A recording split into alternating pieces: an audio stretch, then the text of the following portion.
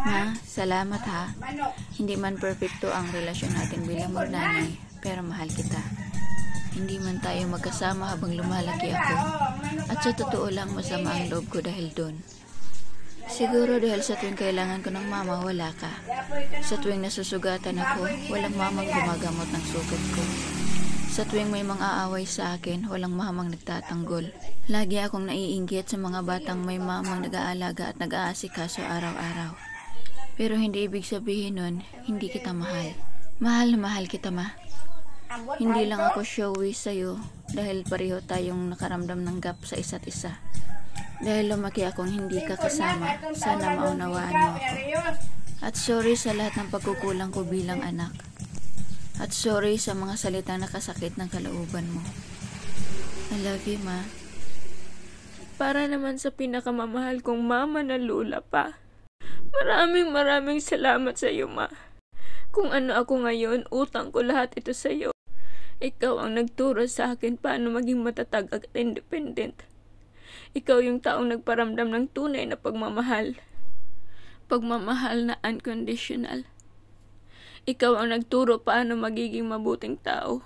Maraming salamat at pinanindigan mo ako sa kabila ng iyong sitwasyon. Ni minsan hindi mo naisipang pamimigay ako sa kabila ng madilim mong mundo.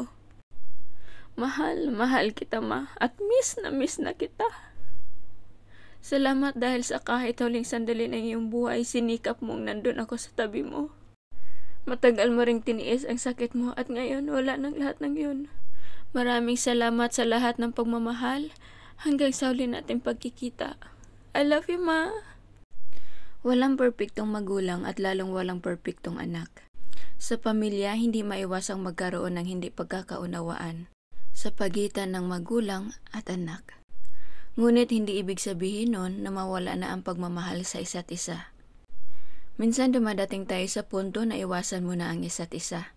Hindi ibig sabihin na binaliwala mo na siya. Isa lang ito sa mga paraan upang hindi lumala ang di pagkakaunawaan ng pamilya. Bigyan nyo ng enough time ang isa't isa upang humupa ang tensyon sa pagitan ninyong dalawa. Kapag tingin mo okay ka na, magpakumbaba ka, lalo na sa part ng anak. Sabihin na nating hindi mo kasalanan, but still show your respect to your parents. Walang mawawala sa atin kung tayo ang magpakumbaba.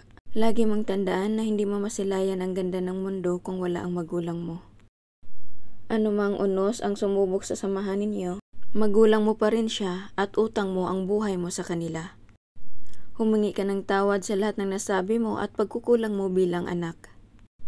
At magpasalamat ka dinala ka sa mundong ito.